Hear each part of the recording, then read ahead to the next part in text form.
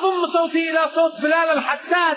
صوتوا لبلال. هيدا الانسان وقف معي من فتره على جائزه افضل صانع محتوى، وانا بدي اطلع احكي بالقصه يلي هو هلا متعرض لها، يلي تعتبر من أسوأ المواقف اي شخص ممكن يتعرض له بالعالم، وموقف استثنائي منه صاير بالمره لاي حدا. هيدا الانسان عنده ابن عمره 3 سنين، 3 سنين طفل، تعرض لمشكله من بعد عمل عمليه وانشل. العمليه فشلت، طلع شتم الدكاتره يلي عملوا فيه هيك لابنه. هيدا اقل واجب، يطلع على السوشيال ميديا بده يفش خلقه، طلع شتم الدكاتره، شيء طبيعي داخل اليمن.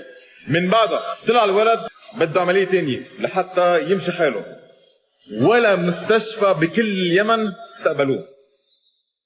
صدق، ولا مستشفى بكل اليمن استقبلوه، كله كرمال شتم الدكاتره داخل اليمن. وهيدا يلي قاله. ابني حالته بتتضاعف، بتشتاق، ايش دخل ابني؟ هيدا الشيء اللي صار. مفروض هلا الكل داخل اليمن وخارج اليمن تعرف اللي صار. ولد عمره 3 سنين، شو ذنبه ما يتعالج كرمال البي شتم الدكاتره يلي فشلوا بالعمليه اللي عملوها. كل المستشفيات عندهم اوامر انه ابنه لمصطفى المومري ممنوع يدخل يعمل عمليه. والله العظيم يا جماعه هيدا الشيء موجود بالراس. نحن كلنا بنعرف اليمن، يمن بلد ثقافي، بلد العز، بلد رائع، نحن بنعتز انه نروح هناك شعب ما في اجمل منه.